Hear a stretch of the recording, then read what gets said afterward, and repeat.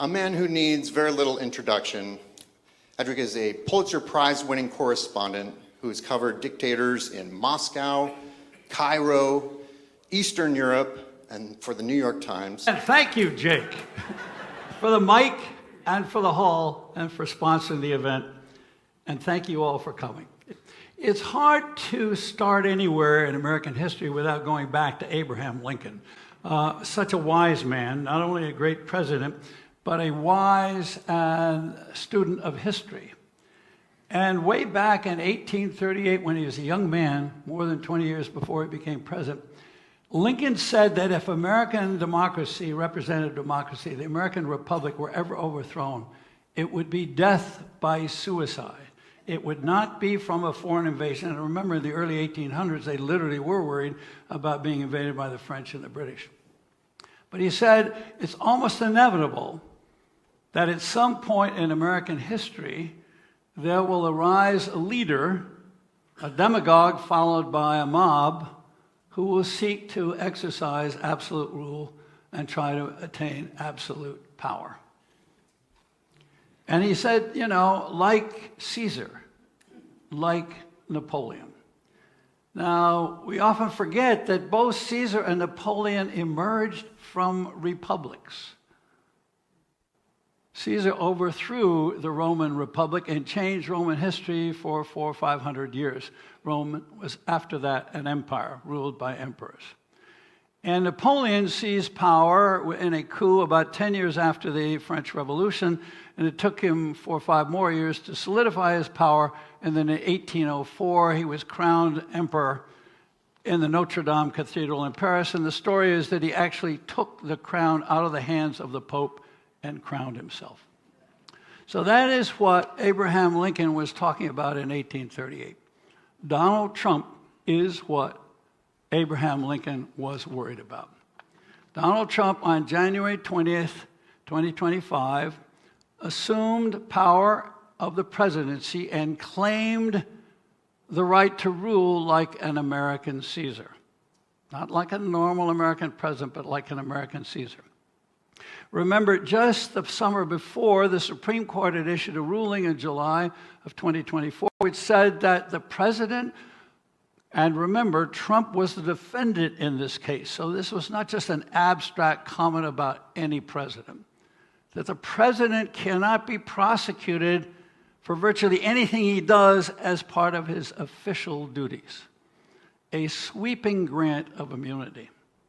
So Trump comes into office with that. He comes into office with Republican majorities in the House and the Senate, and a 6-3 Supreme Court conservative majority.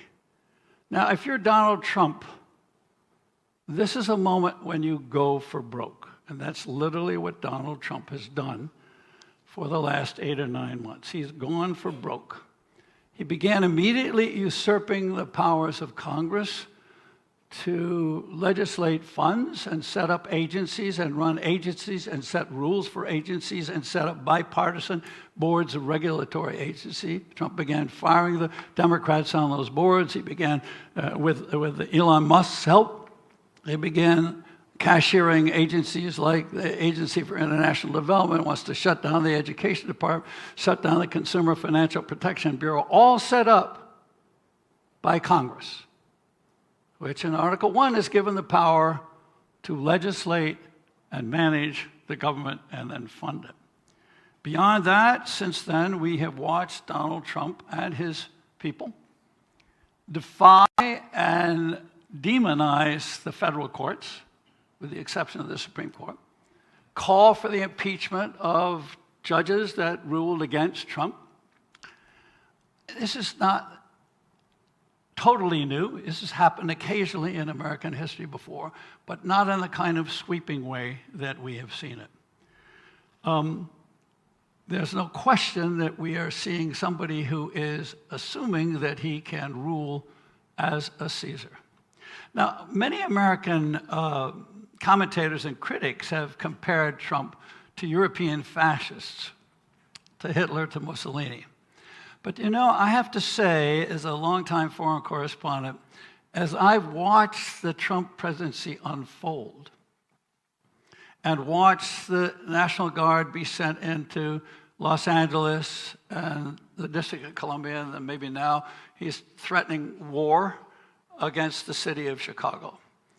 Watched masked officers, supposedly of the American government, swoop down on allegedly illegal immigrants and scoop them up, often very much in secret, and either deported them and pushed aside due process, which is to say that everybody has a right to be heard in public. I'm an American citizen. No, you're not, whatever the argument is, but they're entitled to that.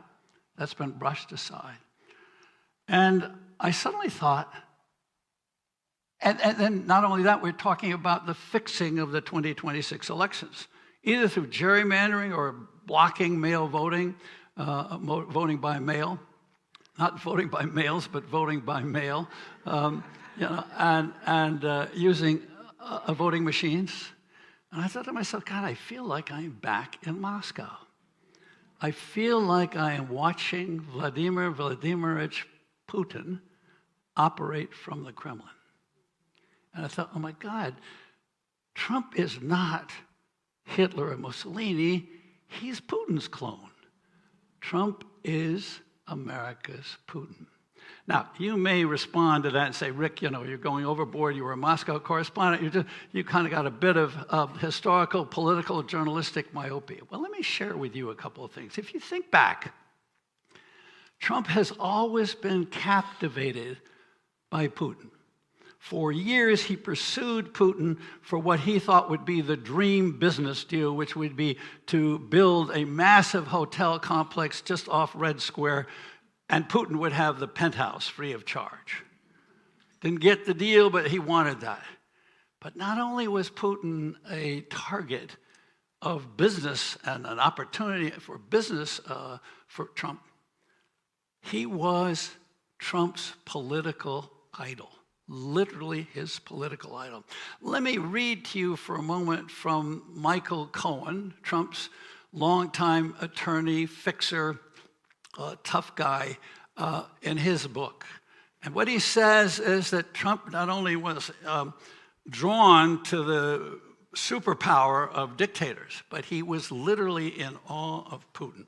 And this is what he said in his book. According to Michael Cohen, Trump said, quote, Putin isn't president of Russia, he's the ruler.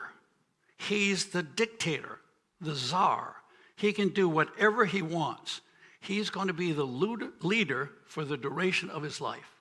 He's not just the president, he's the ruler, he's the dictator, he's the czar. He can do whatever he wants. In short, Putin epitomized Trump's power dream. Now let's see whether or not that holds up in practice. Are there parallels between Trump and Putin? Well, they share one thing in common that's very important and that's central. They share the autocrats' lust for absolute power. They want to obliterate, destroy, overcome, overpower any rival power center in their political system. They want total control. They want to bypass the legislature. They want, very importantly, and I'll get into this more in a moment, they want to control the organs of state security. We write about American politics. We don't talk about the organs of state security. We talk about the Defense Department and the Justice Department and the FBI and the Department of Homeland Security. But when we're foreign correspondents and we're looking at other countries on how power works, we talk about the organs of state security. That is, the organs, if you can grasp them as ruler, give you a potential chokehold on your society. So that's critically important. Well, they both have been after that kind of control. They use intimidation and bullying to frighten and to curb their enemies. Now, what's also interesting about them, they are seismic disruptors. Most politicians come into power and they really want to advocate incremental change that builds on what's been going on or reverses it a bit. But it's a bit of change, it's not radical change. Not Trump and Putin. Trump and Putin both want to change the world. They want to change the world they inherited. They want to change the established order. Putin wants to fracture NATO. He wants to revive Russian hegemony over Eastern Europe, and he wants to reestablish Russia as a superpower on a par and an equal with the United States. Trump wants to overturn the world trading order. He wants to change the way we do economics, the way we do trade, so that he can restore the supremacy of the United States, particularly in manufacturing. And he wants to unilaterally dictate that to the world, which is very much of what Putin wants to do in Eastern Europe. They both want to project the tough guy image. I've always been amazed as a journalist that almost every picture you see of Trump that he puts out has this perpetual glare. Most politicians want to show you a smile. They want to show you the human side. They want to get you to like them. Not Trump. He wants you to be afraid of him. Putin goes bare-chested when he goes horseback riding, right? He goes spearfishing, whatever. That's his macho. They want to project that. But they also go beyond imagery to the use of force. Putin has used force not just in Ukraine, but in Georgia, all around his southern border. He's fought with the Chechen rebels inside of Russia. He likes to exercise the force of the army. And even though Donald Trump has tried to cast himself as a candidate for the Nobel Peace Prize, settling wars in Pakistan and India, and I don't know what he's doing in the Middle East. Nobody knows what's going on in the Middle East, but between Russia and Ukraine. Where he feels most comfortable, it feels to me as we're watching him, is sending the National Guard into those cities, is renaming the Defense Department the War Department. Now, who the heck needed to do that? That's an image he wants to project, and then he wants to project it against others. Okay? So there's this use of, also both of them use the big lie to justify their aggression against others. The big lie, that's a common element between the two of them. Putin's big lie, you may not know it, the night before the invasion of Ukraine in February of 22, Putin went on the air and basically he said he had no choice but to attack Ukraine because Ukraine was going to be the stepping stone and the spearhead of an attack on Russia by the West. There was no plan to do that. That is a total lie, and he's stuck with that ever since. But that has been the justification in his mind and to his people for his actions in Ukraine. Trump's big lie, you know about, is all about the 2020 election having been stolen from him, and basically his being the victim of witch hunts for which he now must pay back with vengeance against those who were trying to prosecute him. So those are typical. Those are common elements, and I'll give you some more. But that suggests to me that there's certainly a psychic connection. They share an autocrat psyche. But beyond that, in my mind, there's at least a question of whether or not Trump isn't watching Putin and picking up ideas from Putin. And as president, whether it was in his first term at Helsinki or in his second term in Alaska, whenever he meets with Putin, he gets a total turnaround. He goes in with American talking points and he comes out parroting Putin's line. So there's, you have to ask, why is this going on? People say, is there something Putin has on Trump? I think there is. I think he's got the moxie on Trump. I think it isn't necessarily some blackmail. It is a psychological leadership. He's a stronger role.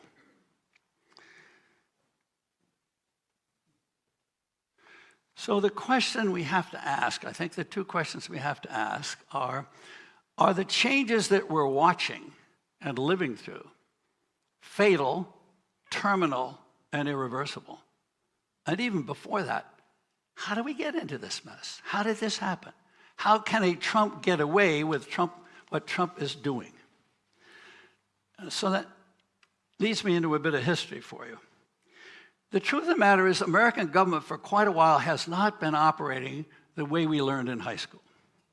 It is not the separation of powers and the flow of legislation that we all thought before. Yes, that's there. The form is there.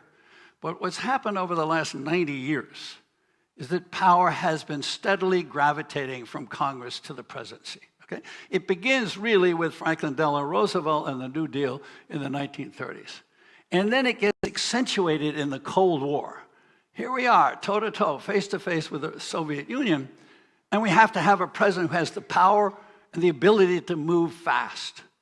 So we have to grant him more power in order to protect us. And then it then got extended by George W. Bush in the terrorism war. You had to have the president who could react to terrorism. So we had a need practically to have the presidency have more power. And then beyond that, we then began to give the presidency mythic status. The president was not just the president of the United States. Almost every time he went, anywhere he went, Madeleine Albright said it about Bill Clinton. He is the leader of the free world. It's as if the American president suddenly became a demigod in our minds, in the way we looked at them. And we all accepted that. And then the presidents began to take actual powers away from Congress. The Constitution gives Congress the power to declare war.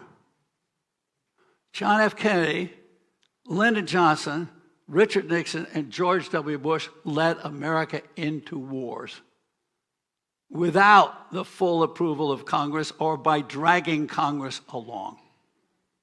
That happened. What happened was that in each Congress, if there was a Democratic majority and a Democratic president, the Democratic majority in Congress didn't want to oppose the Democratic president. And the same thing if there was a Republican president. The result was that Congress let this happen. And then at the same time, Congress was becoming more and more dysfunctional. Congress was always intended by the Founding Fathers to work slowly, to deliberate legislation slowly, to creep along, not to rush into new things. But that became much more chaotic, partly as a result of a guy named Newt Gingrich. We go into that in a moment later. But it became much more bound by gridlock. And what happened was, instead of having a bipartisan situation where there was an overlap between the Democrats and the Republicans in Congress, which existed for a very long time, certainly when I went to Washington in the 1960s and on up well through the 1970s, even into the 1980s. But we began to get into this period of tribal partisanship where the parties could barely talk to each other. There was no overlap. And if you compromised with the other party, you were betraying your party. And let me tell you, there's something peculiar about Congress that's very much like high school. There are gangs and there are cliques, and if you're in this gang and this clique, you can't deal with the other gang and the other clique. Congress is actually very much like that. And what happened was Congress became mobilized. So we have a more and more powerful president, and we have a Congress that doesn't know how to work. And then we as a nation, as a people, become much more divided. Much more divided. If you think of the World War II and then you think of the long Cold War period, the enmity with the Soviet Union was something that bound us together as a nation, as well as bound people together in Washington. Republicans and Democrats on opposite sides of all kinds of issues could agree on defense appropriations, or what to do against the Russians. That also affected us. Believe it or not, it was Gorbachev. By ending the Cold War, by taking down the Iron Curtain, by letting the Berlin Wall open up, in a way, he took the fear away, and that dissolved. And there were other things that happened. We got beaten in Vietnam, we got beaten in Afghanistan. A bunch of other things happened that broke up the foreign policy consensus. And then on top of that, starting in the 1980s, we begin to see this growing and now monumental economic inequality. There's enormous hidden and long-term developing antagonism on a class basis between working-class Americans and upper-middle-class Americans and the 1% elite. And that boiled over in 2016. It boiled over not just for Donald Trump, but if you remember, Bernie Sanders ran against the elite, the corporate elite in 2016, and he damn near took the nomination away from Hillary Clinton based on the divisions, the chasm of class economic differences in America, which is radically different from what we had in the 3 or 4 decades after World War II. And then, as I mentioned, we have the growth of partisanship, which divides us. And people no longer just disagree about politics. They see the others as the enemy. So this is the cauldron. This is the mix that Donald Trump walks into, first in 2016, but then he comes back in 2024. And what we've had now, and I just want to go through a few things. There's so many things that have been affected in America. Weather forecasts, science investment, health care, one thing or another. We could talk forever about all the things that have been disrupted. I don't have time for that, neither do you. I want to focus on just a few central institutions and how they've been affected, and then what that means for us. As I said, we saw an unprecedented power blitz from Trump. Now, we'd had plenty of warnings from Trump that he was going to do this, and we had plenty of people, including Kamala Harris, who said she thought Trump was a fascist, but we didn't have any idea what it was going to be like. It was a blitz like von Clausewitz, hit hard, hit fast, no apologies, reach into new territory, ignore your enemies, just roll over them. How did it happen? How did it happen? Well, they were using the 4 years between Trump's first term and Trump's second term. And most of us weren't paying any attention. There was this thing called Project 2025 at the Heritage Foundation, which is a conservative think tank in Washington, that people focus on. Trump, of course, denied he had any connection with it. Let me tell you something. The Project 2025 was the tip of the iceberg. There was so much more than that. Now, the guy who was running that in the most important way is a guy named Russell Vought. Russell Vought today is Director of Office of Management Budget. Sounds like a really boring. He is sitting right at the controls, at the heart, at the center of American government. All money has to move through him. And in addition to money, all kinds of administrative decisions. Russell Vought describes himself as a Christian nationalist. In 2023, he said that the Marxists had already taken over America. Now, the Marxists at that point are Biden and Clinton and Obama, right? Okay? It's a Marxist takeover, okay? And he pushes an idea of radical constitutionalism. Now, under his radical constitutionalism, the last 200 years of American history, all those precedents were wrong. The president has to take over. In October of 2024, Russell Vought, who runs a nonprofit that's out to do right-wing reforms, gave a speech. This is before the election, right? A month before the election. Let me read what he said. We have detailed agency plans. We are writing the actual executive orders. We are writing the actual regulations now. Project 2025 didn't have that stuff. That's below the surface. So on day one, when Trump comes in, he's ready to blitz. And the secret to Trump's power and his ability to brush Congress aside are declarations of national emergency. The National Emergency Act of, 1978, I can't remember the year exactly, gives the power to declare emergencies. Now, most of us think of emergencies as, hurricanes or a foreign attack or some sudden event that has upset the apple cart. Think about the tariffs. The emergency for the tariffs is a long-term American trade deficit. So Trump declares in the first 8 days, 8 election emergencies, okay? There's a foreign invasion emergency, which allows him to ramp up ICE and deportations. There's a border emergency, which allows him to move troops to the border. There's a fentanyl emergency, which allows actions against Mexico, Canada, and the drug cartels. There's a trade deficit emergency, which allows the tariffs, and there's an energy emergency to promote drill, baby, drill. Now, what happens is those emergencies then set the platform to issue the stream of executive orders that simply runs over Congress, okay?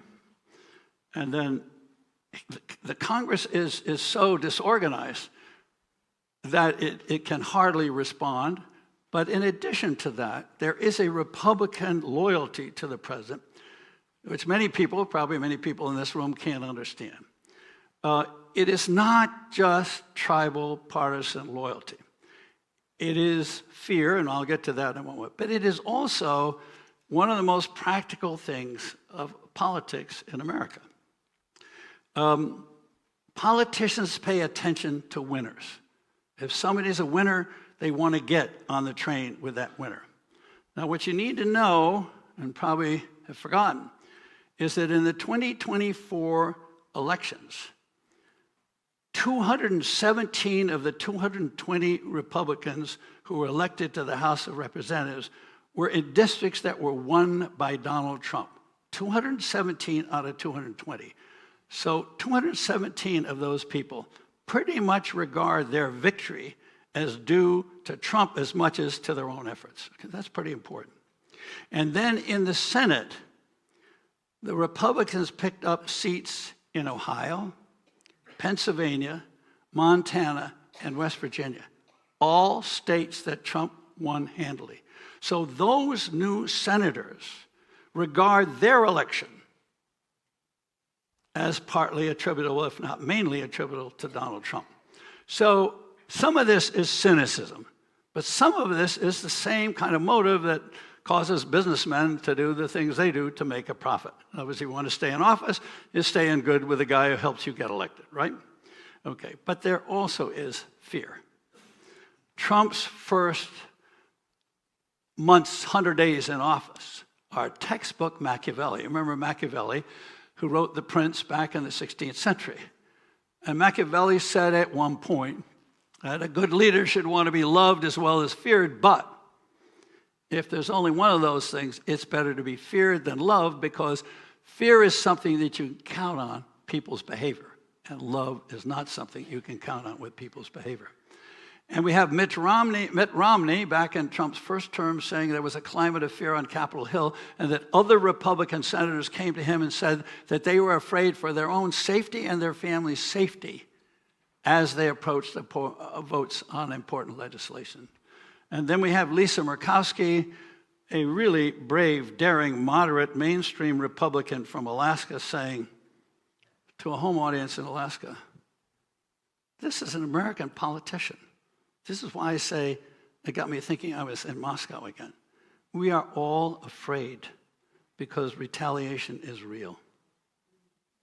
And more recently, Trump has been tightening the authoritarian grip in all kinds of ways, mainly through Russell Vought, who's revoking funding that this Congress has voted and that Trump has signed off on. All right, now let's go to the states, organs of state security. It's a wonderful Russian term. It's called siloviki. Sil in Russian means power, means force.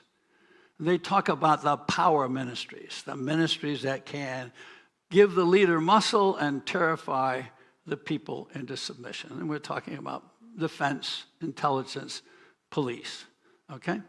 So what does Putin do? Putin can't actually move very fast. He inherits a government from Boris Yeltsin of technocrats and economists and so forth. And he actually has to move slowly in there. But in terms of the Siloviki, the ministries of power, he moves in his old comrades from the KGB unit in Leningrad, where he began his career. And what does Trump do? Trump picks true believers who deny the election results of Joe Biden and who are hostile to the agencies putting them in. Pam Bondi as Attorney General, Kash Patel at FBI, Pete Hegseth at Defense, and Tulsi Gabbard as Director of National Intelligence. So you're putting people in who are out to make the unit either work differently or just have it not work at all. So there's a slight difference, but the parallel, it seems to me, is pretty significant.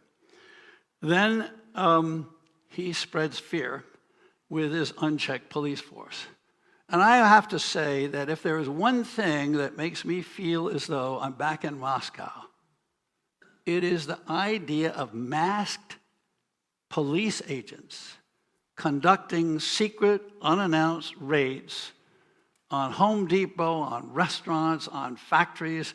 They just arrested 500 Korean workers who were building a Korean automobile plant in South Carolina. I mean, it's unbelievable. I can remember when I was in Moscow watching a human rights demonstration on December 5th, Human Rights Day, and the demonstrators would unfurl their banners. The KGB had them arrested within 60 seconds. Think about it for a moment. Just think about what masked officers mean. I mean, maybe people should be arrested. They should be arrested directly. They should know who's arresting them. There should be an arrest warrant or whatever. There should be due process and openness. What's the only other major story in the world we watch today where people are masked? It's when Hamas releases the Israeli hostages on television. Is that where we want America to be? Is that where we want America to be? I mean, it just chills me to see that. And not only does it chill me, it violates the Sixth Amendment guarantees of public judicial process, which are written into the Constitution.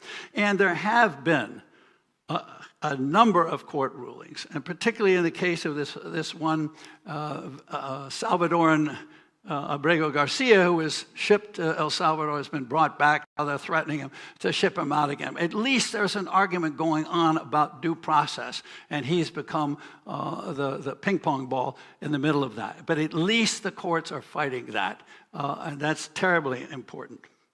Secondly, the rule of law. The rule of law is absolutely critical. Trump has no concept of the rule of law. His concept of the rule of law is pre-Magna Carta. I'm serious. In 1215, King John agreed that he, the king, was subject to the law and that everyone was entitled to due process. Man, I mean, that's 800 years. You know, we think it's big time going back to the American Constitution. For 800 years in Anglo-Saxon law, it has been a fundamental principle that the ruler is subject to the law as others are, and that everyone is entitled to their day in court to defend themselves against whatever charge is brought. It's fundamental. It is the difference between democracy and tyranny. The difference between democracy and tyranny. And we're at that edge right now. Okay? He has turned the rule of law upside down. Think of it. The first act of Donald Trump was to pardon the January 6th rioters. So you free the felons, and now he is prosecuting the prosecutors. He's going after Jack Smith. He's going after the Attorney General in New York and so forth. The reversal is stunning. It is absolutely stunning. We have a lawless president. And then it's interesting how this is working. He is stifling dissent both inside the government and outside the government. One of Trump's first acts was to fire 22 inspectors general. Now, that's one of those kind of hidden things. I mean, Musk is running through, and there are thousands of people being thrown out, and the headlines are all going in there. We're all, wringing our hands and wondering what's going on. 22 inspectors general. They were set up by Congress to be the watchdogs to make sure their agencies abided by the law. They are our ombudsmen inside the government. Trump understood that. Got to get rid of them. One of the next acts was to fire the chairman of the Joint Chiefs of Staff, which got a lot of headlines, but in the same day, they fired the top military lawyers in the Air Force, the Army, and the Navy. The Stanford University professor said, that's an amazing thing. That's the kind of thing you do when you're getting ready to break the law. Because those are the attorneys who are going to tell you, Mr. President, you can't do that under the law. He didn't want to hear that, so you get rid of him. Okay? In the Justice Department, they transferred out the most senior people in the criminal division and in the national security division so they could put in the people they wanted. You remove people who might disagree with you. Now, bring us up to date. What happened last month was the Bureau of Labor Statistics said they only created 22,000 jobs in August, and Trump fired her. Why? I mean, she's reporting. This is an agency whose job it is to be independent, non-political, impartial. Just deliver the data and let us figure out what to do about it, okay? He fires the commander, the top general at Defense Intelligence Agency. That's the agency, if you recall, that came out of the report just after American B-2 bombers hit those Iranian nuclear facilities. And the guy said, we think preliminarily that the damage was modest, not total. He gets fired, okay? The other day, Robert F. Kennedy, and he gets backed up by the president, fires the head of the CDC. Why? Because she won't fire the scientists who say vaccines work. So disagreement gets equated with disloyalty. And in a unitary executive, disloyalty is a cause for purge.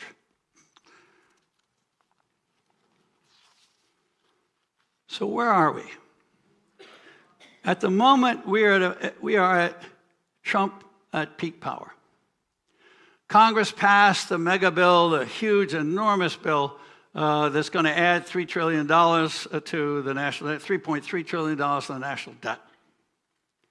It cut $1.2 trillion from Medicaid and food stamps, and it granted $1.2 trillion in tax cuts to the top 1%. This was a piece of legislation that shifted money from the poor to the richest Americans. I mean, it's incredible when you think about it. Incredible. And you had right-wing Republicans who had always opposed deficit spending, who had always opposed increasing the national debt limit, and they swallowed their objections and went along with Trump. And you had moderate Republicans like Tom Tillis, well, not Tillis voted against it, like Josh Hawley in Missouri and others, who said cutting Medicaid like this was morally wrong and political suicide, which is probably correct, but they voted for the bill anyway.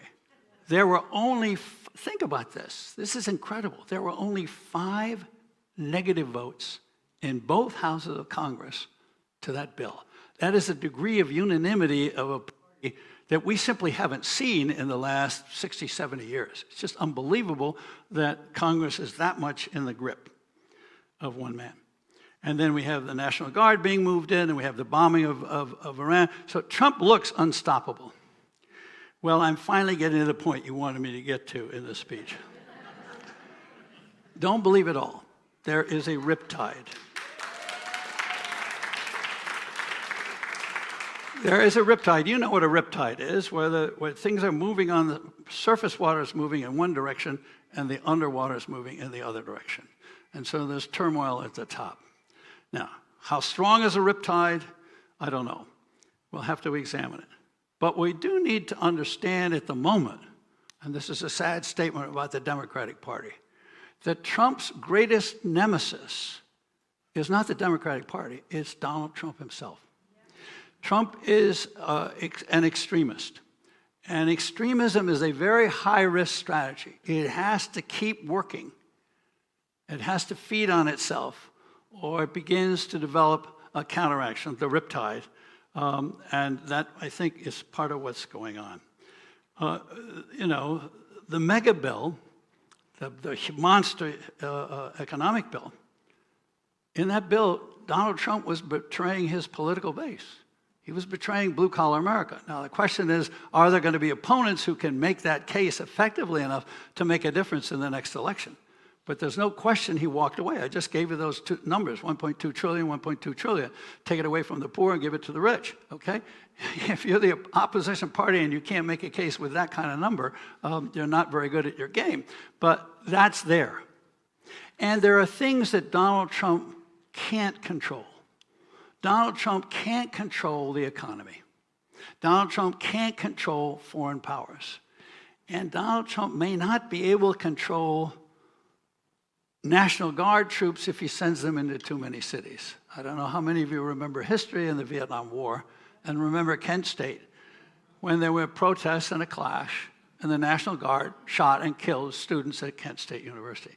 That is a risk we all face at the moment as a society, and as a leader, Donald Trump faces that risk as a president.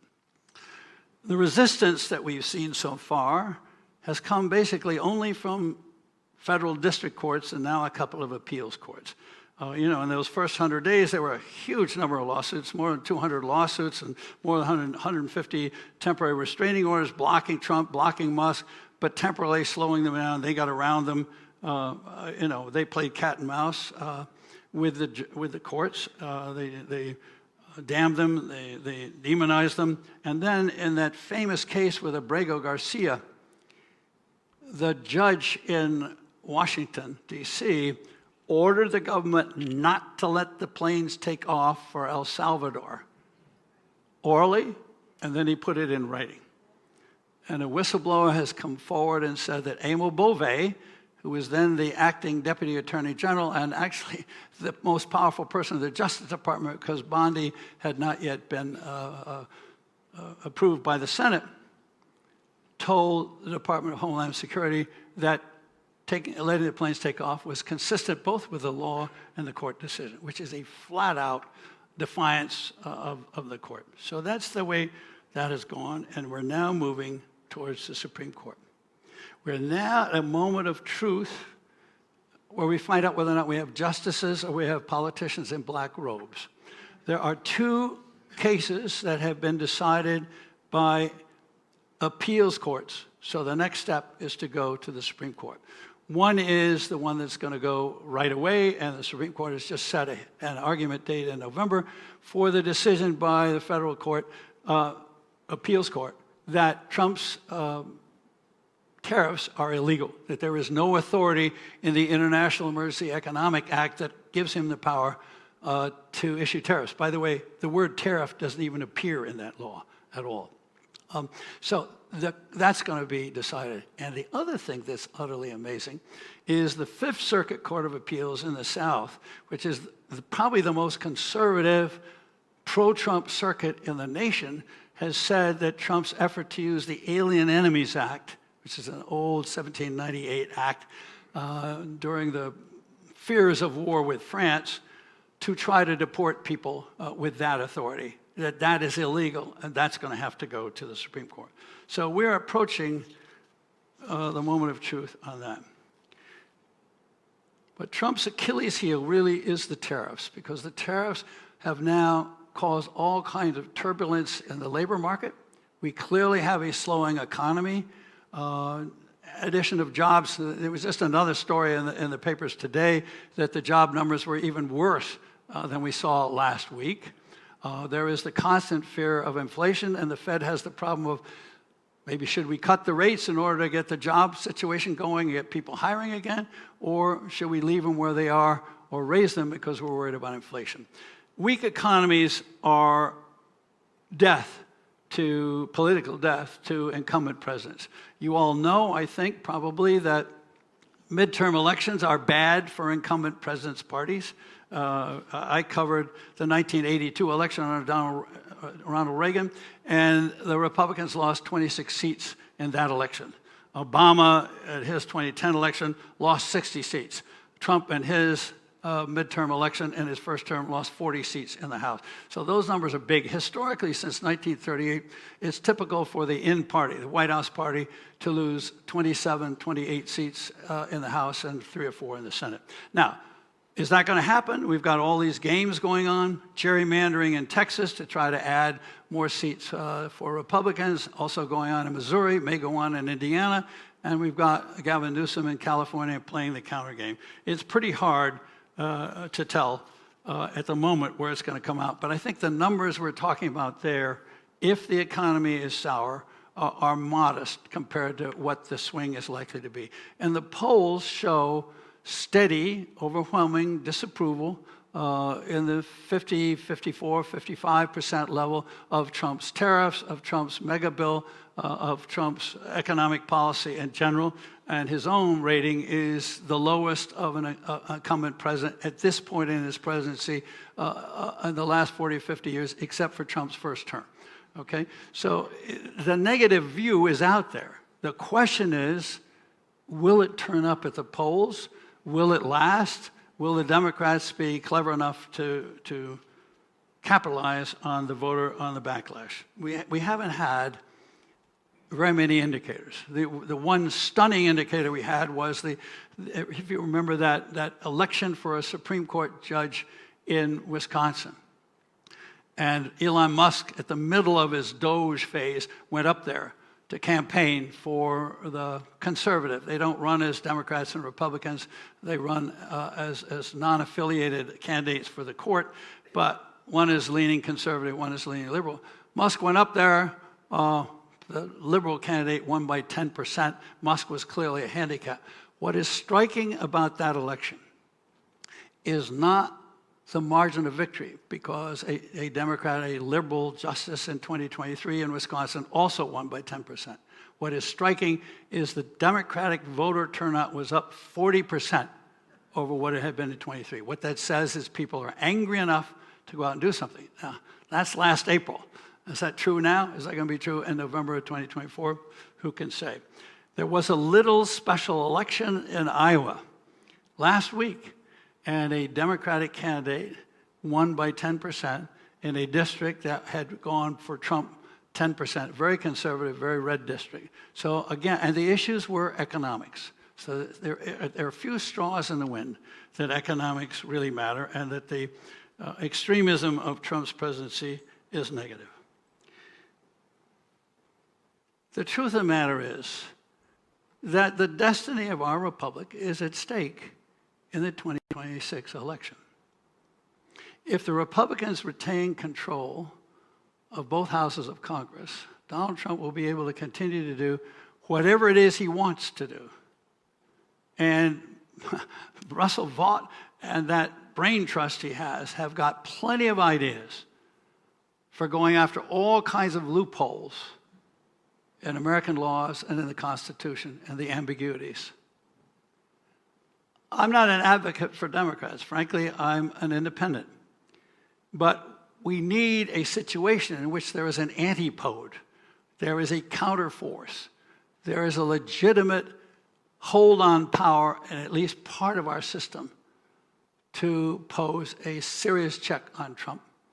The only other thing we have is the Supreme Court, and we're all a little uncertain how it will come out.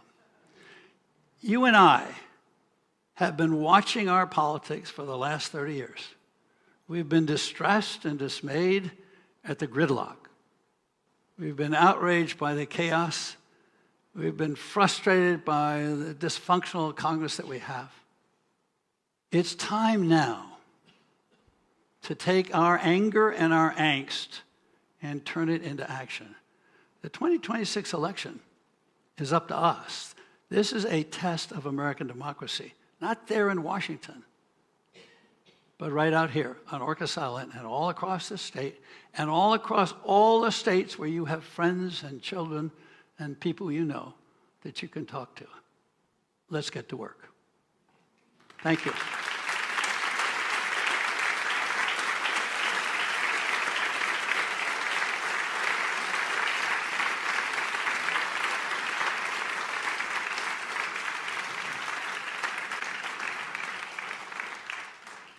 First, thank you. That was extraordinary, and I want to alert you to a mistake in your wiki page, because it says you're much older than you clearly are. But we are at a perilous moment, and I think that you have summarized it extraordinarily well. And I'm curious if you read Ezra Klein on Sunday, who also believes we're at a perilous moment, and is worried that Democrats are polling worse than Republicans are polling at this point. And, you know, Trump keeps winning in the courts, and the midterms are looking like they might be rigged, and he is calling for the Democrats to not fund the government at the end of this month. He says that's what they need to be doing at this point, is to stop funding the government so Trump can't keep doing what he's doing. And I was wondering what your opinion was about that. Yeah, well, that's a great question. First of all, I don't think it's my job as a reporter, it's appropriate for me as a reporter to map out Democratic strategy. I don't think my nonpartisan role takes me there. But I did read Ezra Klein. And I noticed at the end of the article, he kind of pulled back from that recommendation. But I don't think that's the point. I think Ezra Klein hit something that was very important. What's going on now is we don't have a national debate. We only have one side of the debate. We only hear what Trump says, and then the reporters run around and they get a few Stanford professors and Harvard professors and economists and so forth for the bottom of the story. And so the Democrats are looking for a platform. They're looking for a moment when they can share at least the bully pulpit and talk to the nation. And he's right. The moment when you start to talk about a budget is a moment when you can seize national attention. Now, what I've noticed in a few years past, without recommending a strategy, is that we have had a number of times when we've had a temporary pause and we've pushed the ball down 6 weeks, and then a month, and another month, and another month. Well, if I were a Democrat and I wanted a chance to talk to the nation, I'd be inclined to do that because I get 4 chances of doing that, not just one. And I keep bringing it back. That's the first thing I do. The second thing I do, I think I have a question of whether or not the Democrats are really listening to the nation. There is poll after poll after poll that is telling you more people are saying we have been harmed by Trump's tenure than have been helped. How? Those are people I think the Democrats ought to be hearing. Secondly, they're already working on this bill. I don't know anything about what's in this bill except one thing. There's a plan to cut $44 billion more for scientific research. Scientific research is the key to American competitiveness globally. Why would any sane leader do that unless you were anti-science for some other reason, okay? Stalin was anti-science, but for ideological reasons. So I would go and see what are the items in that bill that symbolize and frame the issues that most aggravate the people who voted with Trump, not with Kamala, with Trump. Those of us who are upset about what I've been talking about, the destruction of American democracy or the threat to it, we're all convinced, but we were 47.8% or 48.7%. The 49.9% that went for Trump are the people we're after. What are the issues in that bill that matter to those people? And then I would hit those issues. I'd pick 3. When Bill Clinton faced Newt Gingrich in 1995 over the budget and Gingrich shut down the government, Clinton came back and says he's cutting education, he's cutting environmental protection, and he's cutting health care. He's cutting environment, health care, he's cutting education, and he did it again and again and again, and Gingrich had to back down. I think that kind of tactic is a lot smarter than just shutting down government. Because if he shuts down government, you know what's going to happen? The next day, Donald Trump is going to stop everybody's Social Security check, and then the Democrats are going to get blamed for that. He has too many action options as president. He has enough agility to outmaneuver them. What they have to do is outthink him. And who? I mean, who do you see as Well, having that's that a question. potential? I mean, that may be the heart of the problem. I mean, Ezra Klein sort of got into that. Chuck Schumer, whether or not the leadership is up to what it should be. But there are people. I mean, Bernie Sanders is talking about it. Elizabeth Warren's talking about it. Chris Murphy is talking about it. There are people in the Senate that are hitting issues. They're not leaders. That's something else. I can't deal with that. But I do think that I would say shutting down the government is not a winning strategy. I've covered several government shutdowns. I don't know of any time that the people who shut down the government won politically in the long run. It doesn't matter, well, they're mostly on the Republican extreme side, but I don't think there were any winners. So I don't think that's a winning strategy, but I understand his saying, this is a moment to seize. But they should be seizing it right now. The stuff is the bill is there. The content that you want to attack or dispute is there. And I'm not hearing anybody talking about it. Mainly me because the media is not covering it, but I appreciate this. I'm not going to dominate this conversation, but thank you very much. That was great. Hedrick, I think you're a national treasure, and we're so fortunate to have you as a member of the Orcas community. Thank you. Now, I'm glad you just mentioned science. It wasn't part of what I was thinking.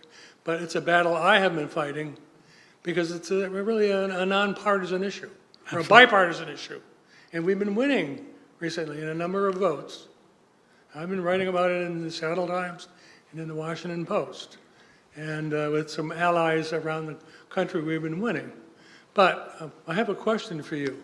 You've been in Washington for decades, and you've had, what, now 25 summers here in Orcas Island, so you understand both communities. What, if anything, can we do in the Orcas Island and the wider San Juan Islands community that would have impact in Washington, D.C.?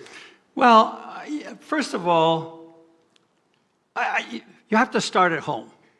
I remember at one point I was giving a speech at a church in southwestern New Hampshire, and a woman got up and she said, started talking, she said, "This Ted Cruz is just terrible. What can we do about Ted Cruz?" I said, "Ma'am, you live in New Hampshire. There's not a damn thing you can do about Ted Cruz." You know, so focus on New Hampshire. So the first thing you do is you focus on Washington State. You want to make darn sure every single Democrat who's got a seat in this state, not just your own member of Congress for this district, but every single one of them is reelected. Now, you got one that's a bit wobbly on where she stands on some of the issues, but it's still better to have her there. And then you need to look to see whether or not there are any others that can be switched, that can be rolled over. The other thing I think is, I think if you have a real acute sense, as you do, I know from knowing you, an acute sense of how acute the situation is and what the neuralgic points are, then you need to deal with whatever network you have in other states that are critical. The Senate race in Ohio next year is going to be critical. Sherrod Brown is going to run again against an appointed replacement for J.D. Vance. Okay, He's one of my favorites. Yeah. Well, okay, but they need help. Postcards, letters. You know, a lot of people don't have much money, so it's not money they can contribute. It's time and effort. You know, and the same thing is true in North Carolina. There's a very important seat in North Carolina that's going to be open because Tom Tillis is not running again. And maybe in Iowa. Joni Ernst has just announced that she's not going to run again in Iowa. So there's beginning to be some indicators that there's some softness in the Republicans. And I think you want to take advantage of that. And they're wonderful organizations, I won't go through the names, that are working nationwide that are not necessarily labeled Democratic Party, Democratic this or that. And so I think people can do that. And then talk to young people. A lot of us in this room are grandparents, and a lot of us in this room are parents. And I think talking to young people about the stakes in this election and how important it is critical. And let me tell you, the young went the wrong way in the 2024 election, and it was striking. The 18 to 30 vote, particularly men, young men, they swung to Trump significantly. So it sounds like it's corny, but it's not. And there's time. There's time now. We have a year. We can work on it. I'd also like to point out, people don't all know this, but we have 2 senators in this state who are in very influential positions. Although they're in the minority, they're the ranking minority members in very powerful committees. Both Patty Murray in Appropriations and Maria Cantwell in the Commerce Committee. And they can be approached and be very important in helping make the decisions that are getting made. Thank you for your supplement, which was great. Thanks. Yes. Hello, thank you so much for this talk. I think it's really important that we all can get together and have these conversations. Good. One of the things I've noticed recently is, well, since the election really, some of the top Democrats like Gavin Newsom and some of the others have been very humble about the losses that the Democrats have taken and trying to rework the Democratic Party and saying, you know, they have to have a new approach. But there's also been a movement among liberals to call a constitutional convention, to try to change the Constitution in ways that will prevent this from happening again. I can't remember which of the founding fathers it was, maybe Hamilton, I can't remember, that warned about the power of political parties. Almost all of them. Almost all of them. Madison, Washington, Jefferson. Yeah.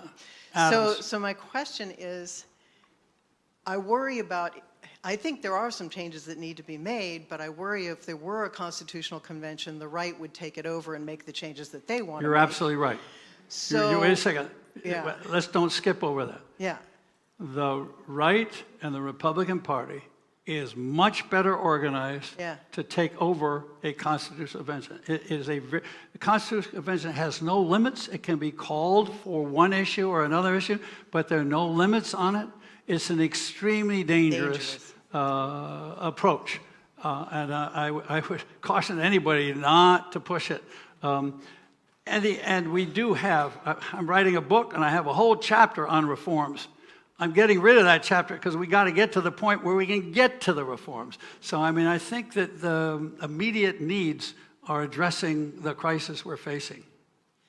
I agree. I also would be very curious to know what you think the reforms could be that would make the difference so that Well, we the don't first- have three branches Yeah, of well, government. the first thing to do is under there's got to one be control. there's going to be a huge rewrite of the law that grants the president the power to declare emergencies. That's the first thing. The second thing is, in terms of the Alien Sedition Act and the Insurrection Act, there have to be much stronger language written into those acts that require the president to report to Congress, to seek Congress's control, to have an expiration date, 30 days, 60 days on the use of force. So, I mean, there are specific things that need to be written into laws that are there now. But those are the main ones, the emergency powers and the use of force in the side of the country. And probably some amendments need to be done to the Posse Comitatus Act, which is an act in the 1880s, which limits what federalized National Guard troops can do in the way of law enforcement. And there's pretty good indication from the use of the troops in Los Angeles that troops violated the Posse Comitatus Act. That was the ruling of the judge in San Francisco. And he actually cites evidence and he cites officers, quotes them and so forth. So it's going to be very interesting to see how that case goes, if it goes all the way up to the Supreme Court. But I mean, there are very specific laws that need to be addressed, and they can be. But Congress has got to be serious about it. I mean, after Richard Nixon, there were a number of reforms that were put in, but Congress put them into law and then forgot about them and went to sleep. Democracy is not a spectator sport. It's a continuous game.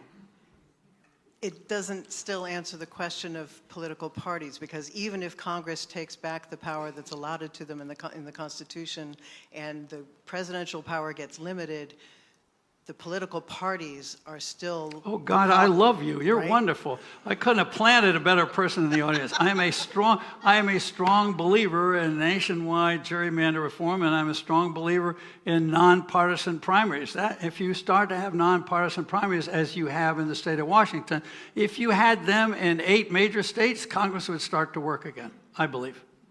So I think you're absolutely right on.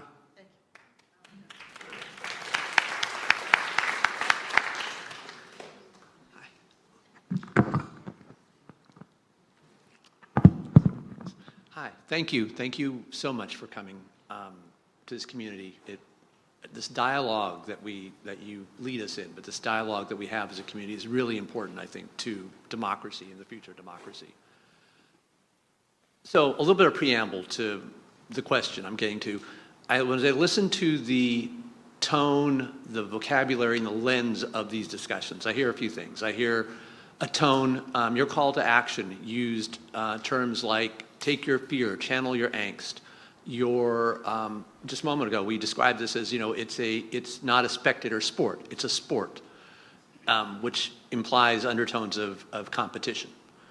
The lens that a lot of this discussion has happened is through I'll call them the corridors of power, through what the branches of government do, through what we codified in our laws. And there are certainly many things broken. Would not disagree with that. But my question is, how much of, there's that pithy saying of the people get the government they deserve and the leaders they deserve. How much of what's happening here do we look in a mirror? Is what's going on in Congress, is the fact that our Congress people have a higher allegiance to being reelected than to the Constitution they swore to. How much of that they are tribal in their loyalties is a reflection of We the people, we the community, that is how we are viewing this. This is a lens that I hear many conversations through. Well, you know, as Republicans are doing awful things, and as Democrats, we've got to do this. I don't hear a lot of conversations of we as a people trying to form a more perfect union need to work together. We have differences, but we need to work together. So I want to ask, how much of what's going on is a reflection of what we the people do, and what responsibility do we as citizens, not as Democrats or Republicans, have? Well, let me thank you for a thoughtful question. That's a great question. I was trying to suggest in that brief historical section of my talk, suggest that Trump didn't just appear, but there were a lot of other things that happened. And one of the things that has happened was the retreat of lots of people from involvement. But I didn't have time in this, but I've written about it a lot in the past. There are very strong, active reform movements pushing for gerrymander reform, and they achieved it in California and Michigan and Colorado because people in those states said, we got to do something about this and fix it and stop blaming one party or the other. And, you know, there are nonpartisan primaries now in Alaska. Believe it or not, there were citizen movements for nonpartisan primaries in North Dakota, in Arkansas, and in Florida, in the last election. So I think there are people around the country that are doing exactly what you're talking about. It doesn't raise to the radar level of the national media very much. They're very much state-centered. And in my opinion, that's a good thing. They should be state-centered. I think if we're going to fix this country, we're going to fix the country state by state.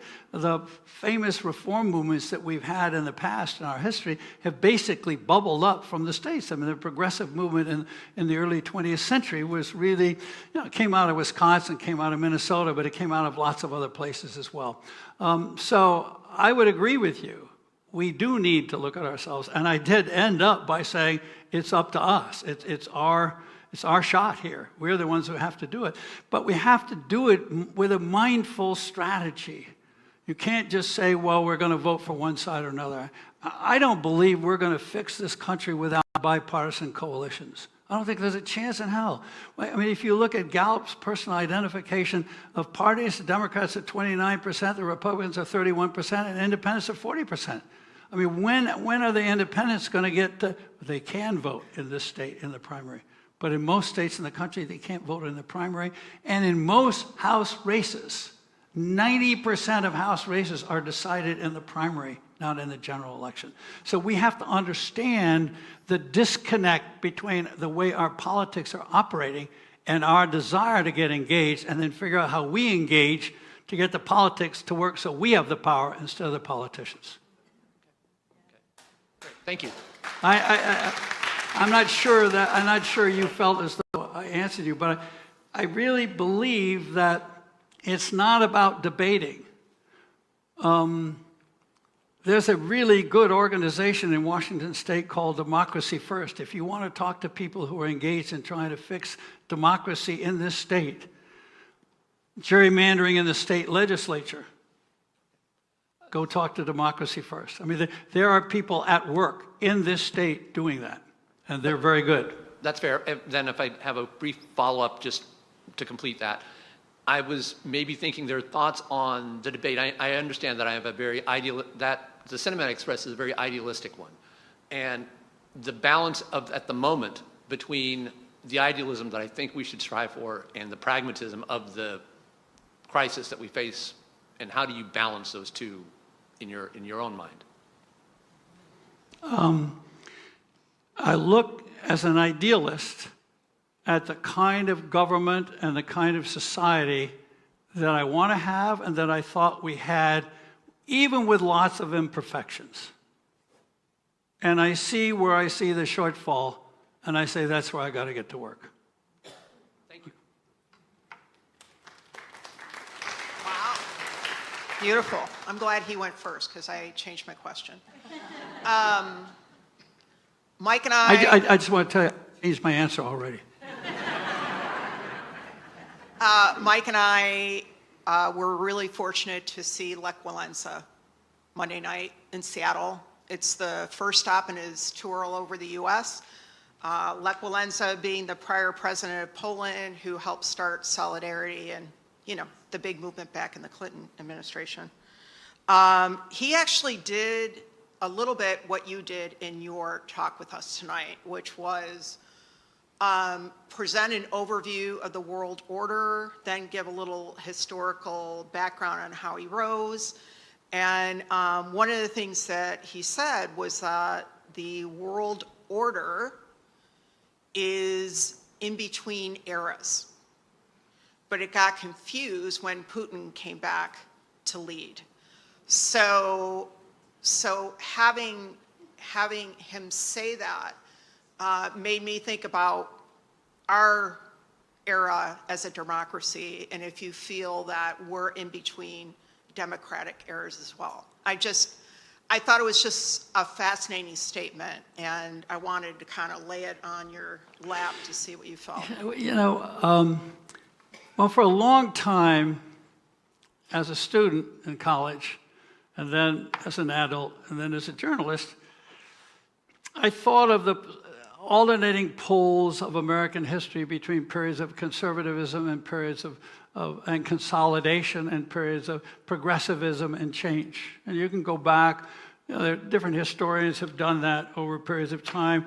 The Schlesingers were famous for the pendulums of history swinging every 36 years or every 32 years, you know, and they made it fit pretty well.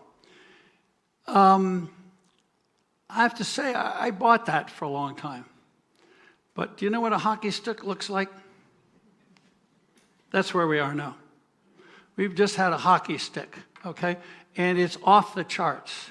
It doesn't fit in that pendulum thing again. You mean the U.S.? The U.S. I'm talking about the U.S. Right. You know, I'm having a lot of trouble dealing with the U.S. Dealing with the whole world, I got to leave that to Lech Walesa, okay? That's right. Well, no, I mean, I think if you look at the world, authoritarianism has really been on the rise after a period where democracies looked as though they were on the rise. But I don't know whether or not that's a trend or it just happened in certain societies.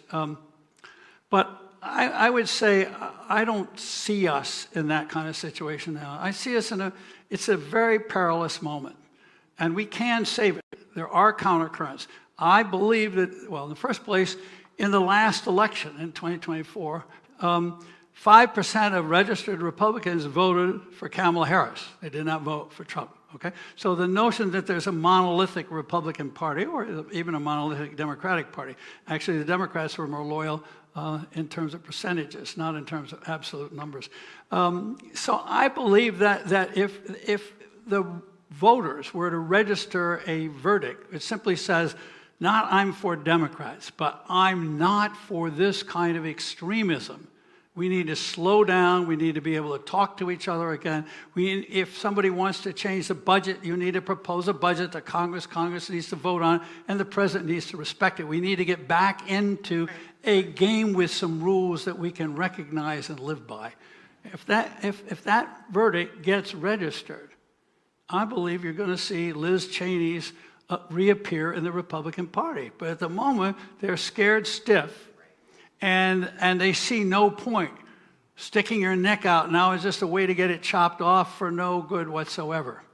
And so that's the reason why I'm back with the fellow who just spoke. We the people have got to speak. We the people have got to say, you know, this has gone too far, and it isn't just the folks in this room. It's part of that 49.9%. And believe you me, 2 or 3 or 4% of that slid over in the last 6 weeks. And I don't know if you just saw the statistics reported today in the papers. The Bureau of Labor Statistics now says that there were 900,000 fewer jobs created in the last 9 months of the Biden administration and the first 3 months of the Trump administration. Well, had we known that, well, maybe that's why there were so many people who voted against the Democrats. We were operating with a wrong informational base. And it may be that economics mattered more than we realized, but we didn't know what the real economics were, but the people out there who didn't have jobs, they knew. So, I mean, I think we're in a very practical situation. Back to that earlier question. I mean, there are going to be nearly 12 million people in America that are going to lose health care because of the mega bill. 12 million people. There are 4.5 million people who are going to lose it at the end of this year because the subsidies that help them afford to pay for Obamacare are going to disappear. Well, that's painful to a lot of people. There are at least 20 Republicans in the House of Representatives who represent districts where at least 30% of the constituents are on Medicaid. Now, if those people understand what this government has done, then the power of the vote should give them a chance to say whether or not this is the kind of government they want.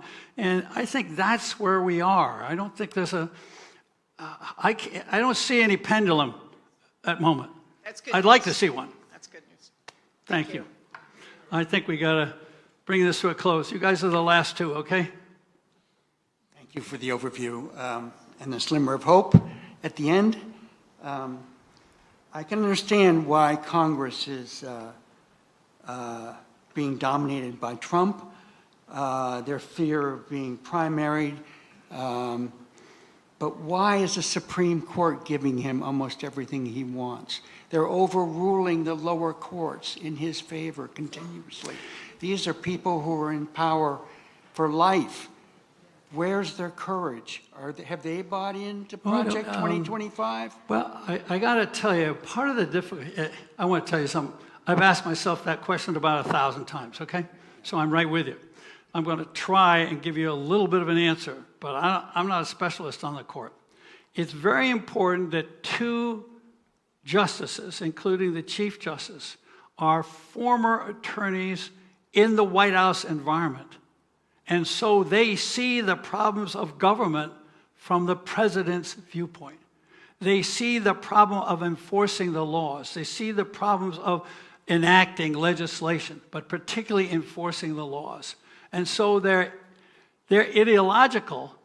They're ideologically sympathetic to the president, to the presidency, okay? In my opinion, there are at least two other justices who are politically committed. I may be wrong, but I think Justice Alito and Justice Thomas will vote for almost anything that Donald Trump wants, okay? I hate to say that, but I don't think, I think there's behavior that they have shown, particularly in the case of Alito, the flag outside of his home that was sympathetic to Trump.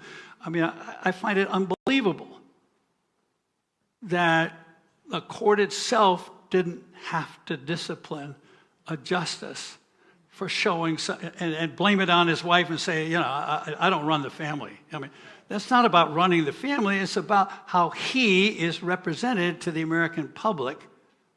Okay? So I want to see how they vote on those two issues that I laid out before, on tariffs and on the Alien Enemies Act. If they don't oppose him on those, if they don't say, the issue is, does he have the authority in the International Economic Emergencies Act to do tariffs? The act doesn't use the word tariffs. It does say the president can regulate commerce, but it doesn't say tariffs. And there are other laws that were passed that specifically give the president tariff powers. So if Congress left it out, they left it out on purpose. If the court isn't moved by that, it's a political court, in my opinion. And the second one is the Alien Enemies Act. And the Alien Enemies Act says that if you want to use military force, there has to be either a rebellion or an invasion. Now remember, those acts were written in 1797 when there actually was a danger for the new American Republic of both rebellion and invasion. 200 years later, we're in a totally different world, and if Mexico isn't invading us and Canada is invading us, a whole lot of Venezuelans and Chinese and other people that we may not want don't constitute an armed invasion. If the court can't see that, then I'm past belief that they are a court, that they're rendering political judgment. So my prayer and my hope is that they will actually enforce the law.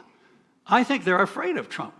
I think they're not only afraid of Trump personally, but they're afraid of the moment that they issue an opinion and the president says, third finger, okay? But the problem is if they don't issue that, they've done the third finger to themselves before the president got there. So we're at a serious moment of truth in American history for the Supreme Court. We've never been quite here before. I mean, Marbury versus Madison, which is the basic court decision that gave the court the power to assert itself as the arbiter of the Constitution. And even in that case, Chief Justice Marshall, was afraid that Jefferson might not abide by it. So this is not a new problem in American history. You know, it's like, who was it said? The Pope doesn't have any troops. Well, the court doesn't have any troops. You know what I mean? So we're at really delicate moments in American history in lots of ways. Thanks. I want to thank you, audience, for your paying attention. My pleasure. Thank you. Appreciate it.